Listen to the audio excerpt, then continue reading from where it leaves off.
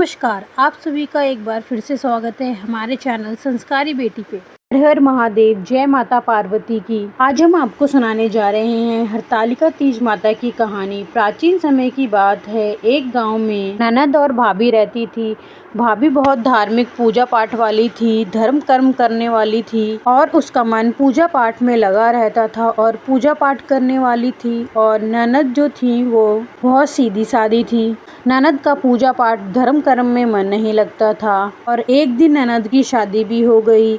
भाभी हर साल तीज का व्रत करती थी। भाभी माता के नाम पर सुहाग की पिटारी दान किया करती थी। जब तीज का व्रत आया भाभी ने अपनी ननद को अपने घर भी बुलाया। ननद रानी घर तो आ गई पर उसने अपनी भाभी के साथ ना तो व्रत किया और ना ही व्रत की कथा सुनती थी। भाभी ने तीज का व्रत किया, तीज माता की कहानी सुनी, तीज माता के नाम पर सुहाग की पिटारी दान भी की और फिर तीज व्रत खत्म होने पर ननद अपने ससुराल चली गई। ननद जब भी कांच की चूड़ी पहनती तो वो टूट जाती और बिंदी माथे से गिर जाती और सिंदूर भी मिट जाती। वह जो भी श्रृंगार करती वह सब श्रृंगार मिट जाते। ननद रानी इन सब बातों से बहुत चिंतित हुई और यह सब बातें उसने अपनी सास को बताई। सास भी ये सब बातें सुनकर बहुत चिंतित और हैरान हुई और वह अपने गुरु के पास गई और अपने गुरु को उन्होंने सारी बात बताई।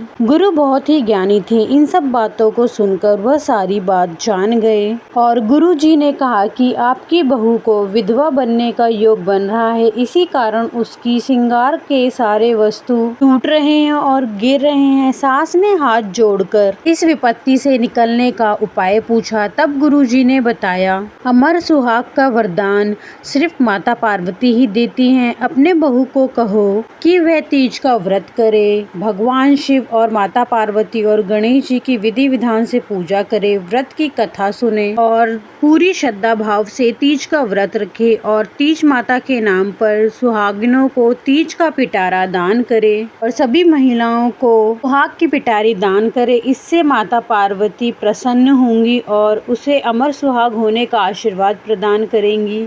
सास गुरुदेव को प्रणाम और धन्यवाद कर घर आई और बहू को सारी बात बताई। बहू सारी बात सुनने के बाद बहुत पछताने लगी और वह सोचने लगी कैसे उसकी भाभी उसे पूजा पाठ करने के लिए कहा करती थी और वह खुद कैसे थोड़े से आलस के वजह से मना कर देती थी। वह भगवान से और माता से भी क्षमा मांगने लगी।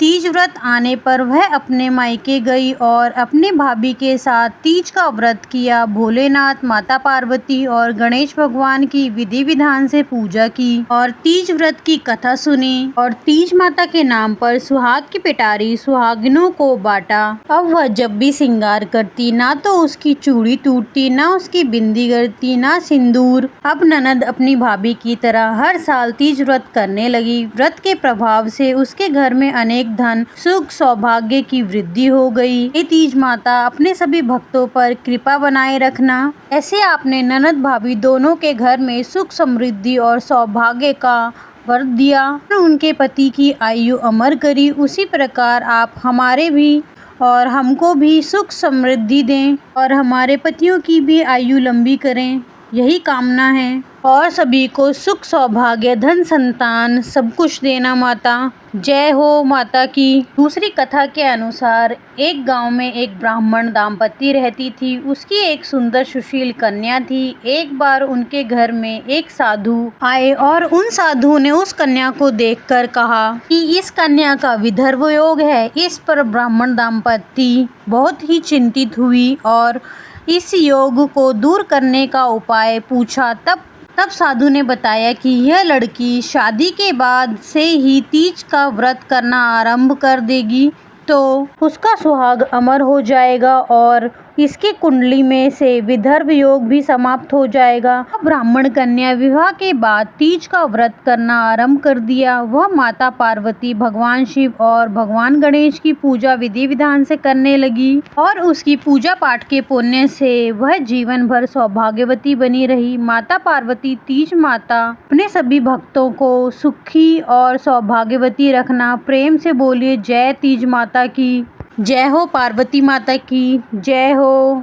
इस दिन सभी सुहागिन महिला माता पार्वती से सिंदूर जरूर लें। ऐसा करने से सदा सौभाग्यवती बने रहते हैं और माता पार्वती का आशीर्वाद मिलता है, तो ये करना ना भूलें। जितना हो सके या आपकी जितनी भी क्षमता हो तो आप सुहाग की सामग्री सुहागिन महिलाओं को दान करें। ऐसा करना भी बहुत ही शुभ होता है। इस दिन भूलकर भी कोई भी सुहाग की सामग्री को फेंके नहीं, चाहे वो खराब हो या बेकार हो गई हो। इस दिन 16 श्रृंगार अवश्य करें और मन में इस दिन कोई भी गलत विचार न आने दें। शुद्ध और स्वच्छ मन से भगवान शिव, माता पार्वती और गणेश जी की पूजा अर्चना करें। इस दिन भगवान शिव को फुलेरा लगाना ना भूलें। इसे लगाने से सभी मनोकामनाएं पूर्ण होती है। मात्र इसके दर्शन से आपकी सभी मनोकामनाएं पूर्ण होती हैं और घर में सुख समृद्धि आती है। अगर फुलेरा लगाना संभव ना हो तो उसके दर्शन अवश्य करें मंदिर में जाकर, या आपके आसपास किसी ने फुलेरा लगाया हो तो उसका दर्शन अवश्य ही करें। इससे जुड़ी वीडियो हमारे चैनल पे अपलोड है, आप उसे भी जाके देख सकते हैं। ओम नमः शिवाय। जय माता पार्वती की। आपको ये कथा और जानकारी कैसी लगी कमेंट बॉक्स में जरूर लिखें और कमेंट बॉक्स में हर हर महादेव लिखना ना भूलें। अगर आपने हमारे चैनल संस्कारी बेटी को अभी तक सब्सक्राइब नहीं किया है, चैनल सब्सक्राइब कर दें, वीडियो को लाइक करें, शेयर करें ज़्यादा से ज़्यादा।